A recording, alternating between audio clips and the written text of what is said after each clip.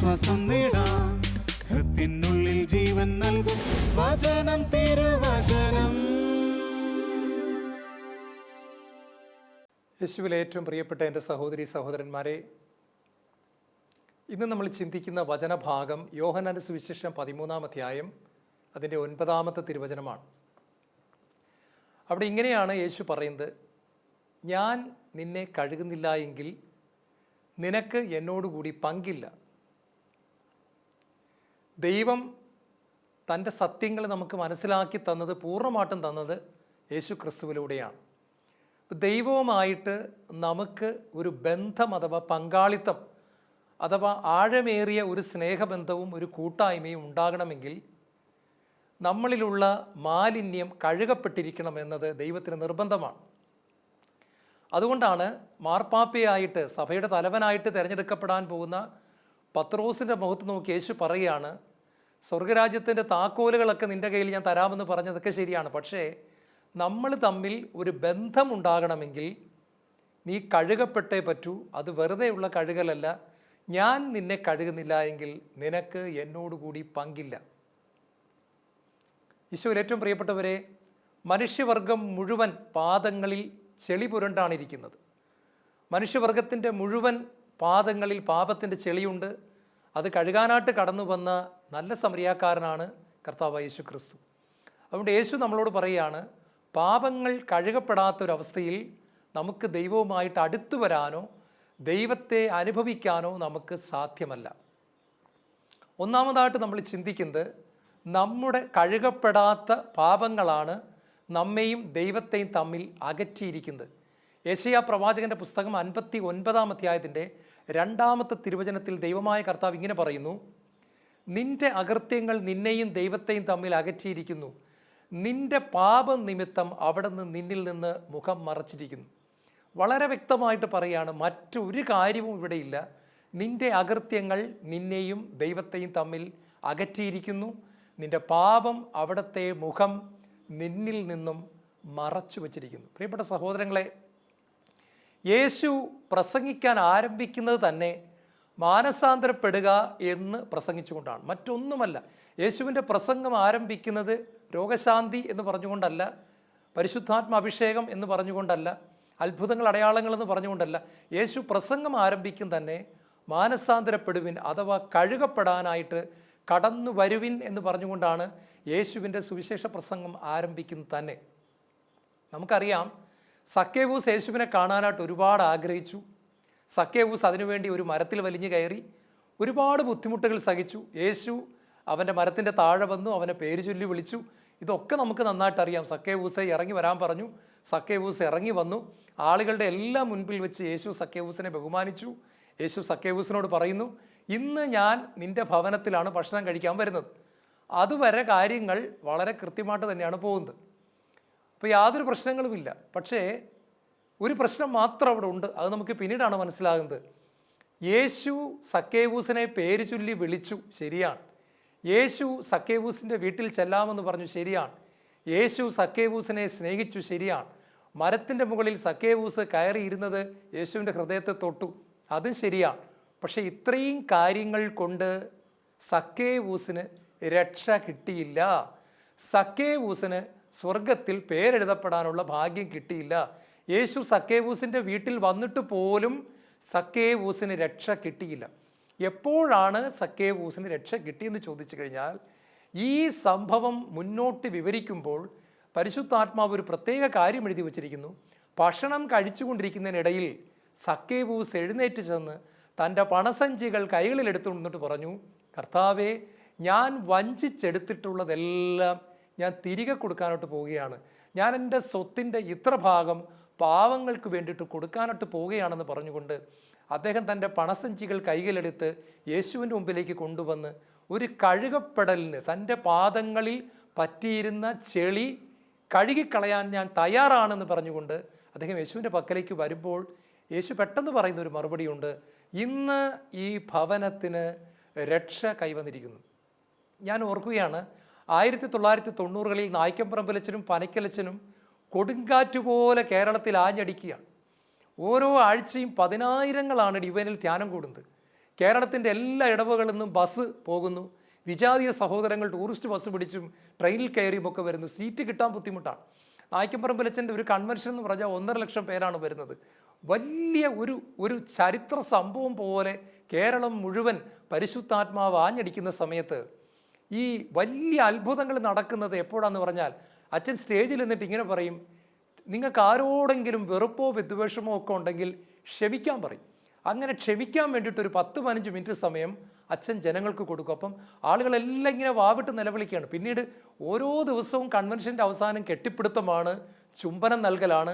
അനേക വർഷങ്ങളായിട്ട് സംസാരിക്കാതിരുന്ന സുഹൃത്തുക്കൾ കെട്ടിപ്പിടിക്കുന്നു, പോകാതിരുന്ന വീടുകളിൽ ചെന്ന് ചായ കുടിക്കുന്നു. അങ്ങനെ കേരളം മുഴുവൻ എന്നല്ല, ധ്യാനത്തിന് വന്നവരുടെ എല്ലാ ഭവനങ്ങളിൽ വലിയ അനുരഞ്ജനത്തിൻ്റെയും രമ്യതപ്പെടലിൻ്റെയും അനുഭവങ്ങളുണ്ടായി. ഇതിന് ഹൃദയത്തിൽ ജനം തീരുമാനമെടുക്കുന്ന സമയത്താണ് ശക്തമായ അത്ഭുതങ്ങളും അടയാളങ്ങളും ധ്യാനകേന്ദ്രത്തിൽ സംഭവിച്ചുകൊണ്ടിരുന്നത്. അന്ധന്മാർ കാണുന്നു, ചെകിടന്മാർ കേൾക്കുന്നു, മുടന്തർ എഴുന്നേറ്റ് ഓടുന്നു, തളർവാദ രോഗികൾ സൗഖ്യം പ്രാപിക്കുന്നു, ക്യാൻസർ വിട്ടുപോകുന്നു, കടബാധ്യത പോകുന്നു. ഇതെല്ലാം സംഭവിക്കുന്നത് സ്നേഹത്തിന് വിരുദ്ധമായിട്ടുള്ള കാര്യം നമ്മുടെ ജീവിതത്തിലുള്ളത് നമ്മൾ കഴുകപ്പെടാനായിട്ട് നിന്നു കൊടുക്കുന്ന സമയത്താണ്. പ്രിയപ്പെട്ട സഹോദരങ്ങളെ, ഇത് നമ്മൾ ശ്രദ്ധിച്ച് മനസ്സിലാക്കണം. നമ്മുടെ മരണം വരെയും തുടരേണ്ട ഒരു കാര്യമാണ് നമ്മുടെ ജീവിതത്തിലെ ഈ കഴുകപ്പെടൽ.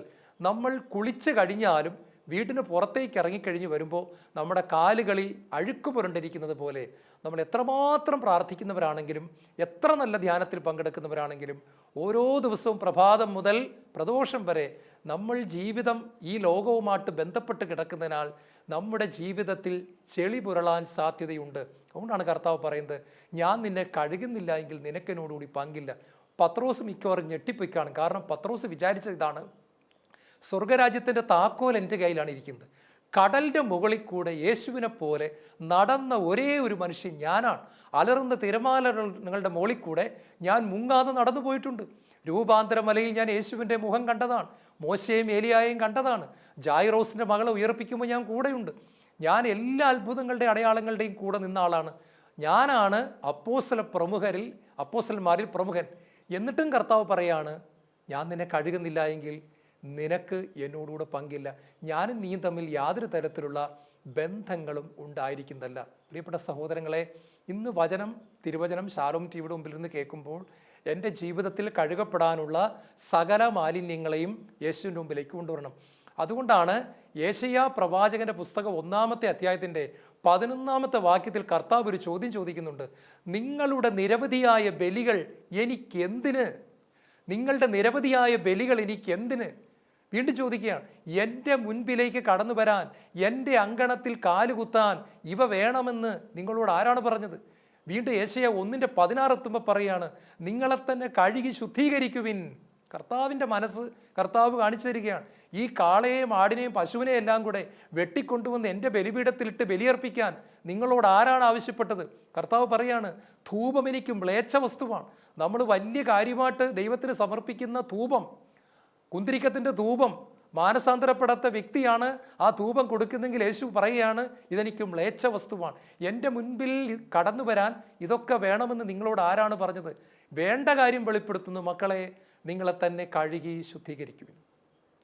2, പത്രോസ് വലിയ മനുഷ്യനായിരുന്നു, എങ്കിലും പത്രോസിൻ്റെ പാദങ്ങളിൽ ചെളി പുരണ്ടിരുന്നു. പ്രിയപ്പെട്ടവരെ, ഒരാൾ എത്ര വിദ്യാഭ്യാസമുള്ള ആളാണെങ്കിലും, ഉന്നത പദവികൾ വഹിക്കുന്ന ആളാണെങ്കിലും, സഭയിലെ വലിയ ആളാണെങ്കിലും, ലോകത്തിൻ്റെ ദൃഷ്ടിയിൽ വലിയ ആളാണെങ്കിലും, എത്രമാത്രം ഉന്നത കുടുംബത്തിൽപ്പെട്ട ആളാണെങ്കിലും, ധ്യാനഗുരുവാണെങ്കിലും, എത്ര മനോഹരമായിട്ട് വചനം പ്രസംഗിക്കുന്ന ആളാണെങ്കിലും അദ്ദേഹത്തിൻ്റെ ജീവിതത്തിൽ ചെളി പുരളാൻ സാധ്യതയുണ്ട് എന്ന് കർത്താവിൻ്റെ വചനം നമ്മളെ ഓർപ്പിക്കുകയാണ്. ദാവീദ് വലിയ രാജാവായിരുന്നു, പക്ഷേ ദാവീദിൻ്റെ ജീവിതത്തിൽ ചെളി പുരണ്ടു, പാദങ്ങളിൽ ചെളി പുരണ്ടു. അവൻ വ്യഭിചാരത്തിലും കൊലപാതകത്തിലും ചെന്ന് വീഴുന്നത് നമ്മൾ കാണുകയാണ്. പത്രോസ് അപ്പോസ്തല പ്രമുഖനായിരുന്നു, മാർപ്പാപ്പയാകാൻ ദൈവം പ്രത്യേകം തിരഞ്ഞെടുത്ത വ്യക്തിയായിരുന്നു. എന്നിട്ടും പത്രോസിൻ്റെ പാദങ്ങളിൽ ചെളി പുരളുന്നതായിട്ട് ദൈവത്തിൻ്റെ വചനത്തിൽ നമ്മൾ കാണുകയാണ്. ഒരു പാപവും ഇല്ലാതെ ദൈവം സൃഷ്ടിച്ച വ്യക്തിയാണ് ആദവും ഹവ്വയും. ജന്മപാപം പോലും ഇല്ലാതെ സൃഷ്ടിക്കപ്പെട്ട വ്യക്തിയാണ്. എന്നിട്ടും അവരുടെ ജീവിതത്തിൽ ചെളി പുരളുന്നത് ദൈവം കാണുകയാണ്. ഇസ്രായേലിനെ വിടുവിക്കാൻ ദൈവം തിരഞ്ഞെടുത്ത വ്യക്തിയാണ് മോശ. മോശ രാജകൊട്ടാരത്തിൽ 40 വർഷം വളർന്ന വ്യക്തിയാണ്, പണ്ഡിതനാണ്. എന്നിട്ടും മോശയുടെ 80-ാമത്തെ വയസ്സിൽ ദൈവം മോശയെ നോക്കി പറയുകയാണ്, നിന്റെ കാലുകളിലെ ചെരുപ്പഴിച്ചു മാറ്റുക, ചെളി പുരണ്ട പാദങ്ങളുമായിട്ട് എൻ്റെ സന്നിധിയിലേക്ക് നീ കടന്നു വരാനായിട്ട് സാധ്യമല്ല. ഹെറോദേസ് വലിയ രാജാവായിരുന്നു, പക്ഷെ ഒരുപാട് ചെളി ഉണ്ടായിരുന്നു. സഹോദരൻ്റെ ഭാര്യയെ സ്വന്തം ഭാര്യയായിട്ട് വീട്ടിൽ കൊണ്ടുവന്ന് താമസിപ്പിച്ചുകൊണ്ടിരിക്കുകയായിരുന്നു. സാധാരണക്കാരിയായ വ്യക്തിയായിരുന്നു സമരിയാക്കാരി സ്ത്രീ. എങ്കിലും അവൾക്ക് 5 ഭർത്താക്കന്മാരുണ്ടായിരുന്നു.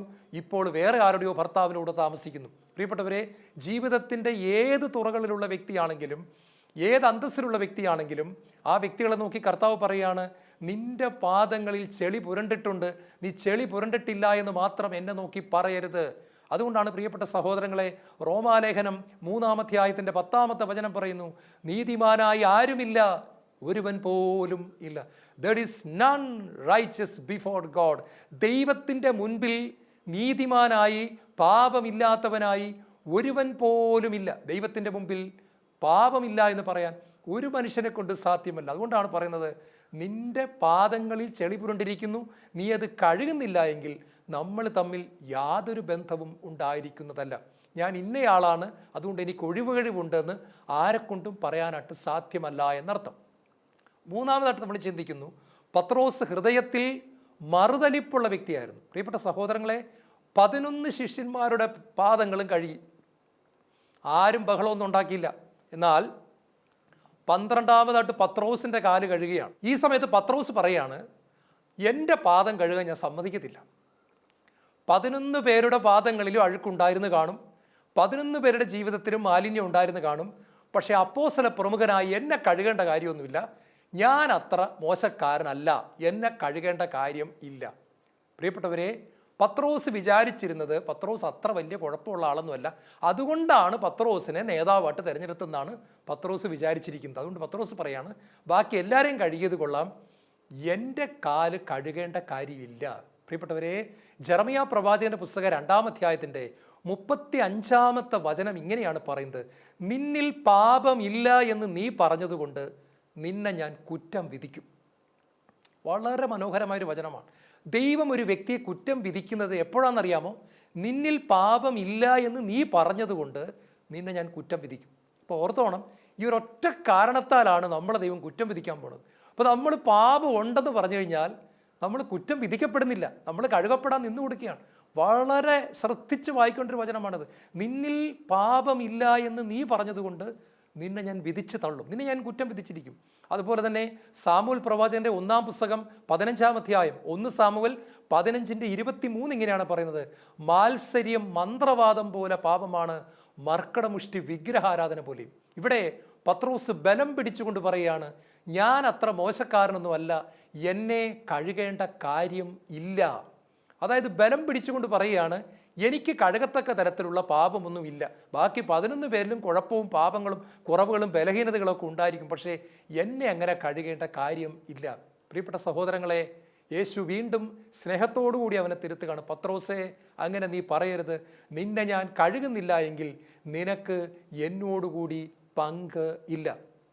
ഞാൻ ഓർക്കാറുണ്ട്, ചില സമയത്തെങ്കിലും ശുശ്രൂഷകൾ ചെയ്യുന്ന സമയത്ത്, ധ്യാനങ്ങൾ നടത്തുന്ന സമയത്ത് ചില വ്യക്തികളുമായിട്ട് സംസാരിക്കുമ്പോൾ അവർ പറയും, 16 വർഷമായി കുമ്പസാരിച്ചിട്ട്, 18 വർഷമായി കുമ്പസാരിച്ചിട്ട്, ചേട്ടാ ഇത്രയും നാൾ എന്തുകൊണ്ടാണ് കുമ്പസാരിക്കാരെന്ന് ചോദിക്കുമ്പോൾ പറയും, അത് ബ്രദറെ, അങ്ങനത്തെ വലിയ പാപമൊന്നും ഞാൻ ചെയ്തിട്ടില്ല, എൻ്റെ ഓർമ്മയിൽ ഞാൻ അങ്ങനത്തെ പാപങ്ങളൊന്നും ചെയ്തതായിട്ട് എനിക്ക് ഓർമ്മ വരുന്നില്ല, അതുകൊണ്ടാണ് ഞാൻ കുമ്പസാരിക്കാൻ പോകാത്തത്. ഈശോ പറയുകയാണ്, നിന്നിൽ പാപമില്ല എന്ന് പറഞ്ഞ ഒറ്റ കാരണത്താലാണ് നിന്റെ പുറത്ത് ദൈവത്തിൻ്റെ ന്യായവിധി കടന്നു വരുന്നത്. അവസാനമായിട്ട് നമ്മൾ ചിന്തിക്കുന്നത്, പത്രോസിൻ്റെ ഹൃദയം ദൈവവചനത്താൽ യേശു തകർത്ത് കളയുകയാണ്. ജെറമിയ പ്രവാചകന്റെ പുസ്തകം 23-ാം അധ്യായത്തിൻ്റെ 28-29 നിങ്ങളൊന്ന് വായിച്ചു നോക്കുക. അവിടെ കർത്താവ് വ്യക്തമായിട്ട് പറയുന്നുണ്ട്, എൻ്റെ വചനം പാറയെ തകർക്കുന്ന കൂടമല്ലേ. ഇവിടെ ശരിക്കും അതാണ് സംഭവിച്ചത്. ഞാൻ നിന്നെ കഴുകുന്നില്ല എങ്കിൽ നിനക്ക് എന്നോടുകൂടി പങ്കില്ല എന്നുള്ള വചനം യേശു പറയുമ്പോൾ, ഇത്രയും നേരം ബലം പിടിച്ചുകൊണ്ടിരുന്ന, ഇത്രയും നേരം മറുതലിച്ചുകൊണ്ടിരുന്ന, ഇത്രയും നേരം എന്നെ കഴുകണ്ട എന്ന് പറഞ്ഞുകൊണ്ടിരുന്ന പത്രോസിൻ്റെ ഹൃദയം പെട്ടെന്ന് ഉരുകിപ്പോവുകയാണ്. പത്രോസിൻ്റെ ഹൃദയം പെട്ടെന്ന് പൊടിയാണ്. പാറയെ തകർക്കുന്ന കൂടമായി ദൈവത്തിൻ്റെ വചനം കടന്നു വന്നപ്പോൾ പത്രോസ് പെട്ടെന്ന് നിലവിളിച്ചുകൊണ്ട് ഇങ്ങനെയാണ് പറയുന്നത്, അങ്ങനെയാണെങ്കിൽ എൻ്റെ പാദങ്ങൾ മാത്രമല്ല, എൻ്റെ ശിരസ്സും എൻ്റെ കഴുത്തും എൻ്റെ കൈകാലുകളും എന്നെ മുഴുവനുമായിട്ടും കഴുകണമേ. പെട്ടെന്ന് എളിമപ്പെട്ടുകൊണ്ട് ഈ മനുഷ്യൻ പറയുകയാണ്, എൻ്റെ പാദങ്ങളിൽ മാത്രമല്ല ചെളിയുള്ളത് കർത്താവേ, എൻ്റെ ശിരസിൽ, അതായത് എൻ്റെ ചിന്താമണ്ഡലത്തിൽ, എൻ്റെ കൈകളിൽ, എൻ്റെ കാലുകളിൽ, എൻ്റെ പ്രവൃത്തി മണ്ഡലങ്ങളിൽ, സമസ്ത മേഖലകളിലും ചെളി പുരണ്ടിരിക്കുന്നുവെന്ന് അങ്ങയുടെ വചനം കേട്ടപ്പോൾ എനിക്ക് മനസ്സിലായി. അതിനാൽ എന്നെ പൂർണ്ണമായിട്ടും കഴുകണമേ. കാണുക പ്രിയപ്പെട്ടവരെ, കാലുപോലും കഴുകണ്ട എന്ന് പറഞ്ഞൊരു മനുഷ്യൻ ദൈവവചനം കേട്ടുകൊണ്ടിരുന്നപ്പോൾ തകർക്കപ്പെട്ടവനായി മാറി മുഴുവനും കഴുകണമേ എന്ന് പറയുന്ന ഒരു അവസ്ഥയിലേക്ക്, എളിമപ്പെടുത്തലിൻ്റെയും ശൂന്യവൽക്കരണത്തിൻ്റെയും ചെറുതാകലിൻ്റെയും താഴ്മയുടെ ആഴങ്ങളിലേക്ക് ഇറങ്ങുന്നതിൻ്റെയും ഒരു അനുഭവത്തിലേക്ക് പത്രോസ് കടന്നു വരികയാണ്. അതുകൊണ്ടാണ് 34-ാം സങ്കീർത്തനത്തിൻ്റെ 18-ാം വചനം പറയുന്നു, ഹൃദയം തകർന്നവർക്ക് കർത്താവ് സമീപസ്ഥനാണ്, മനമുരുകിയവരെ അവിടെ നിന്ന് ആശ്വസിപ്പിക്കുന്നു. ഹൃദയം തകർന്ന് നിലവിളിക്കുന്ന പത്രോസിനെ കർത്താവ് പാദങ്ങൾ കഴുകുക മാത്രമല്ല, പെന്തക്കോസ്ത നാളിൽ പരിശുദ്ധാത്മാവിൻ്റെ ശക്തമായ അഭിഷേകം കൊണ്ട് നിറച്ച് കേപ്പായാക്കി മാറ്റുന്നു, പാറയാക്കി മാറ്റുന്നു, തൻ്റെ പകരക്കാരനാക്കി മാറ്റുന്നു. സഭയെ അമരത്തു നിന്ന് നയിക്കുന്ന അമരക്കാരനായി മാറുന്നു. വലിയ അത്ഭുതങ്ങളും അടയാളങ്ങളും രോഗശാന്തികളും പത്രോസിലൂടെ സംഭവിക്കുന്നു. അവൻ്റെ നിഴലടിക്കുമ്പോൾ പോലും രോഗി സൗഖ്യമാകുന്നു, മരിച്ചവരെ ഉയർപ്പിക്കുന്നു. യേശു എന്തെല്ലാം ചെയ്തോ അതെല്ലാം ചെയ്യുന്നു. തെറ്റുകൾ തിരുത്തി കൊടുക്കുന്നു, മനോഹരമായ പ്രസംഗങ്ങൾ പ്രസംഗിക്കുന്നു, സുവിശേഷം പ്രസംഗിക്കാൻ പല സ്ഥലങ്ങളിലേക്കും അദ്ദേഹം പോകുന്നു. ഒടുവിൽ രക്തസാക്ഷിയായി യേശുവിന് വേണ്ടി തലകീഴായി ക്രൂശിക്കപ്പെട്ടുകൊണ്ട് യേശുവിനെ മഹത്വപ്പെടുത്തിക്കൊണ്ട് ഈ മനുഷ്യൻ രക്തസാക്ഷിത്വത്തിൻ്റെ കിരീടമണിയാണ്. പ്രിയപ്പെട്ടവരെ, എന്നെ കഴുകേണ്ട കാര്യമൊന്നുമില്ല കേട്ടോ എന്ന് പറഞ്ഞൊരു മനുഷ്യനിൽ വന്ന മാറ്റം അത്ഭുതകരമായ മാറ്റമാണ്. സഭയുടെ തുടക്കത്തിൽ നമ്മളിത് കാണുന്നു. പത്രോസിൻ്റെ പ്രസംഗം കേട്ടുകൊണ്ടിരിക്കുമ്പോൾ 3000 പേരുടെ ഹൃദയം തവിടുപൊടിയായി തീരുകയാണ്. കല്ലുപോലുള്ള ഹൃദയത്തെ ഉരുക്കുന്ന ദൈവവചനത്തിൻ്റെ പ്രഘോഷണം എത്രമാത്രം പ്രാധാന്യമുള്ളതാണ് എന്ന് നമ്മൾ മനസ്സിലാക്കണം. അഭിഷേകം നിറഞ്ഞ വചനം കർത്താവ് ജനഹൃദയങ്ങളെ തൊടാനായിട്ട് ഇന്നും ഉപയോഗിച്ചു കൊണ്ടിരിക്കുകയാണ്. ഞാൻ ഓർക്കാറുണ്ട്, സഭയുടെ ചരിത്രം മുഴുവൻ ഇങ്ങനെ തന്നെയാണ് പ്രിയപ്പെട്ട സഹോദരങ്ങളെ.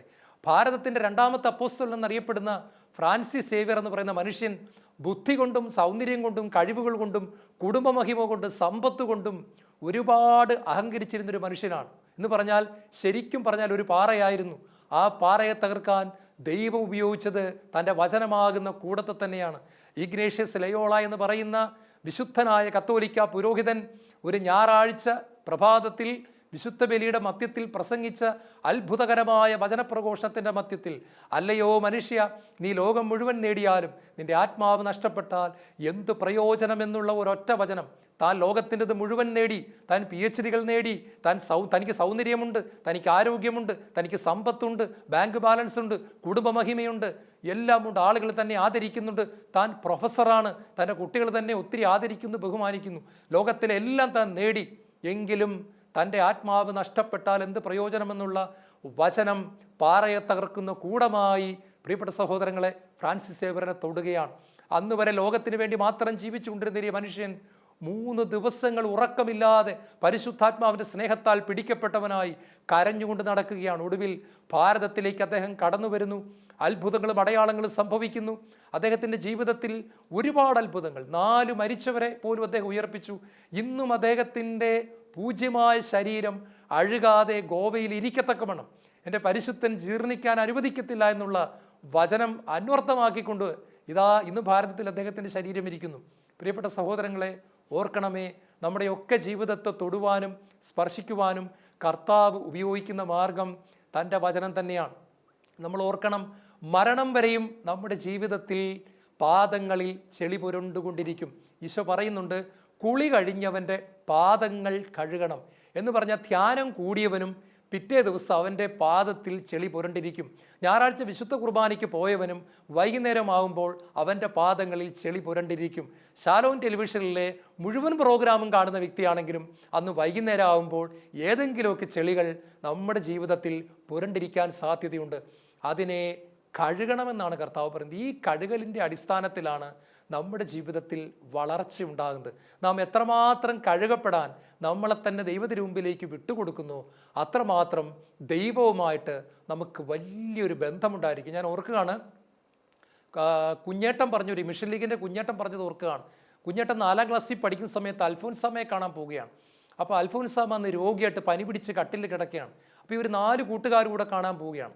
അപ്പോൾ അൽഫോൻസാമ്മ ഇവരോട് പറയുന്നുണ്ട്, മക്കളെ നിങ്ങളെല്ലാവരും അച്ഛന്മാരാകണം കേട്ടോ, എന്നിട്ട് മിഷണറിമാരായിട്ട് പോകണം. ഇങ്ങനെയൊക്കെ അൽഫോൻസാമ്മ ഇവരെ പ്രോത്സാഹിപ്പിക്കുക. അവർ 3 കൂട്ടുകാർ അച്ഛന്മാരായി, കുഞ്ഞേട്ടൻ മിഷൻ ലീഗ് സ്ഥാപിക്കുന്ന ആത്മായ നേതാവുമായി. പ്രിയപ്പെട്ടവരെ, അവരെല്ലാവരും മരിച്ചുപോയി. പക്ഷെ ഞാൻ പറഞ്ഞു വന്ന കാര്യം ഇതല്ല. ഈ പനി പിടിച്ച് സംസാരിച്ചു കൊണ്ടിരിക്കുന്നതിൻ്റെ ഇടയ്ക്ക് കട്ടിൽ എഴുന്നേറ്റിരിക്കുകയാണ്. സംസാരിക്കുന്നതിൻ്റെ ഇടയ്ക്ക് പെട്ടെന്ന് അൽഫോൻസാമ്മ പൊട്ടിക്കരയുകയാണ്. എന്നിട്ട് പുതപ്പെടുത്ത് കട്ടിലോട്ട് കിടന്നു. അപ്പോൾ കുഞ്ഞേട്ടൻ ചോദിച്ചു, അമ്മ എന്തിനാ കരഞ്ഞത്? അപ്പോൾ പറഞ്ഞു, അയ്യോ ഞാൻ പാപം ചെയ്തു, ഞാൻ അനുസരണക്കേട് കാണിച്ചു, ഞാൻ എൻ്റെ ദൈവത്തെ വേദനിപ്പിച്ചു. അപ്പോൾ ചോദിച്ചു, എന്താ ചെയ്തത്? അപ്പോൾ പറഞ്ഞു, മദർ പറഞ്ഞിട്ടുണ്ടായിരുന്നു ഈ കട്ടിലിൽ പുതച്ചു മൂടി തന്നെ കിടക്കണം, എഴുന്നേറ്റിരിക്കുക പോലും ചെയ്യരുത്, ആരോട് സംസാരിക്കരുത്, നന്നായിട്ട് റെസ്റ്റ് എടുക്കണമെന്ന് മദർ പ്രത്യേകം രാവിലെ പറഞ്ഞ് എന്നെ പുതപ്പിച്ച് കിടത്തിയിട്ടാണ് പോയത്, എഴുന്നേറ്റ് പോരുമെന്ന് പറഞ്ഞു. ഞാൻ 5 മിനിറ്റ് നേരം കട്ടിൽ എഴുന്നേറ്റിരുന്നു. ഞാൻ അനുസരണക്കേട് കാണിച്ചു, ഞാൻ എൻ്റെ ദൈവത്തെ വേദനിപ്പിച്ചു, ഞാൻ അധികാരികളെ ധിക്കരിച്ചപ്പോൾ ദൈവത്തെയാണ് ധിക്കരിച്ചത്, ഞാൻ പരിശുദ്ധാത്മാവിനെ വേദനിപ്പിച്ചു എന്ന് പറഞ്ഞ് ഒരു കൊച്ചു കുഞ്ഞിനെ പോലെ അൽഫോൻസാമ്മ ആ കട്ടിലിരുന്ന് കരയുകയാണ്. പ്രിയപ്പെട്ടവരെ, നിങ്ങളൊന്ന് ഓർക്ക്, നമ്മളൊക്കെ ഇതിനെ ഒരു പാപമായിട്ട് പോലും കാണത്തില്ല. പക്ഷേ തൻ്റെ ജീവിതത്തിൻ്റെ തൻ്റെ പാദത്തിൽ ഒരല്പം ചെളി പുരണ്ടു എന്ന് തോന്നിയപ്പോൾ തന്നെ അത് കഴുകിക്കളയാൻ കണ്ണുനീരൊഴുക്കുന്ന ഒരു കൊച്ചു കന്യാസ്ത്രീയെ നമുക്കവിടെ കാണാനായിട്ട് സാധിക്കുന്നു. ഈ കന്യാസ്ത്രീയാണ് നമ്മുടെ അൽഫോൻസാമ്മയായിട്ട്, വിശുദ്ധയായിട്ട്, ഭാരതത്തിൻ്റെ ആദ്യത്തെ വിശുദ്ധയായിട്ട് മാറുന്നത്. അപ്പോൾ നമ്മുടെയൊക്കെ ജീവിതത്തിൽ നമ്മൾ പലപ്പോഴും ഇതൊന്നും സാരമില്ല എന്നാണ് കരുതുന്നത്. ഭാര്യയോട് ദേഷ്യപ്പെട്ടിട്ട് നമ്മൾ വിചാരിക്കുന്നു ഭർത്താവല്ലേ, ഭാര്യയോട് ദേഷ്യപ്പെടാൻ എനിക്ക് റൈറ്റ് ഉണ്ട്, സാരമില്ല, അതൊരു പാപമില്ല, അവളുടെ ഹൃദയം വേദനിച്ചോ വേദനിച്ചില്ലെന്നുള്ള പ്രശ്നമല്ല. മക്കളെ ചെവിക്ക് പിടിച്ച് കറക്കി ക്രൂരമായിട്ട് എല്ലാവരുടെയും മുൻപിൽ വെച്ച് കൊച്ചാക്കി സംസാരിച്ചു. ബന്ധുക്കളും കൂട്ടുകാരും വന്നപ്പോൾ ഇങ്ങനെയാണ് പറയുന്നത്, എൻ്റെ മൂത്ത മകനോ അവൻ മിടുക്കനാ, ഈ ഏറ്റവും ഇളയവനാ മരമണ്ടന, ചകിരിച്ചോറ ഇവൻ്റെ തലയടകത്ത്. ആ കൊച്ചു ഹൃദയം ഒരുപാട് തകർന്നു പോയി. ഇതെല്ലാം നമ്മുടെ പാദത്തിൽ പറ്റുന്ന ചെളിയാണ് പ്രിയപ്പെട്ടവരെ. നമ്മളിതൊന്നും കഴുകാതെ പോയി വിശുദ്ധ കുർബാനയെ സ്വീകരിക്കുന്നു, ഹല്ലേലൂയയും പറയുന്നു, പാട്ടും പാടുന്നു, തുള്ളിച്ചാടുന്നു, കൈയടിക്കുന്നു, മറിയുന്നു. പക്ഷെ നമ്മുടെ പാദങ്ങളിൽ ചെളി പുരണ്ടിരിക്കുകയാണ്. അതുകൊണ്ട് കർത്താവ് പറയുന്നു, നീ എന്തെല്ലാം ചെയ്താലും നിനക്കും എനിക്കും തമ്മിൽ ബന്ധം വരണമെങ്കിൽ നിന്റെ പാദങ്ങളിലെ ചെളി നീ കഴുകിക്കളയണം. ഞാൻ നിന്നെ കഴുകുന്നില്ല എങ്കിൽ ഞാനും നീയും തമ്മിൽ ബന്ധമില്ല. എത്ര വലിയ ചെളിയുണ്ടെങ്കിലും ഞാൻ കഴുകിക്കളയാമെന്ന് ഈശോ പറയുമ്പോൾ നമ്മൾ എന്തിനാണ് മടിക്കുന്നത്? പത്രോസ് തന്നെ സമർപ്പിച്ചു കൊടുത്തു. എന്നെ കഴുകിയാലും. ആ മനുഷ്യൻ വലിയവനായി, ഒരു മുക്കുവനായിരുന്ന, മീനിൻ്റെ നാറ്റമുണ്ടായിരുന്ന, സ്കൂളിൽ പോകാതിരുന്ന, എഴുതാനും വായിക്കാനും അറിഞ്ഞുകൂടായിരുന്ന ഒരു മനുഷ്യനെ പരിശുദ്ധാത്മാവ് സ്വർഗത്തിൻ്റെ സൗന്ദര്യം കൊണ്ട്, സുഗന്ധം കൊണ്ട് അഭിഷേകം ചെയ്യുന്നു. ആ മനുഷ്യൻ സഭയുടെ തലവനായി മാറുന്ന അത്ഭുതം കാണുകയാണ്. എല്ലാം തുടങ്ങുന്നത് കഴുകപ്പെടാൻ തന്നെ സമർപ്പിച്ചതിൻ്റെ ആ ഒരു പ്രക്രിയയിലൂടെയാണ്. നമുക്കും കണ്ണുകളടയ്ക്കാം. ഈശോയെ, പലതും ചെയ്തിട്ട് ഇതൊന്നും എല്ലാവരും ചെയ്യുന്നതല്ലേ, ഇതൊക്കെ എല്ലാവരും ചെയ്യുന്നതല്ലേ, സാരമില്ല, ഇത് വലിയ കാര്യമായിട്ട് എടുക്കണ്ടെന്ന് പറഞ്ഞ് ഒരുപാട് ചെളികൾ എൻ്റെ ജീവിതത്തിൽ ഞാൻ കൊണ്ടു നടക്കുന്നുണ്ട്. ഞാൻ രാവിലെ എഴുന്നേറ്റ് പ്രാർത്ഥിക്കാതിരുന്നാൽ പോലും ശരീരത്തിനിടയ്ക്കൊക്കെ റെസ്റ്റ് കൊടുക്കണ്ടേ എന്ന് വിചാരിച്ച് അതിനെ ന്യായീകരിക്കുകയാണ്. എല്ലാത്തിനെയും ന്യായീകരിക്കുന്ന എൻ്റെ സ്വഭാവം. ഈ ചെളികളെല്ലാം നീ കഴുകിക്കളയണമേ, എന്നെ അഭിഷേകം ചെയ്യണമേ. യേശുവേ സ്തോത്രം, യേശുവേ നന്ദി, യേശുവേ ആരാധന.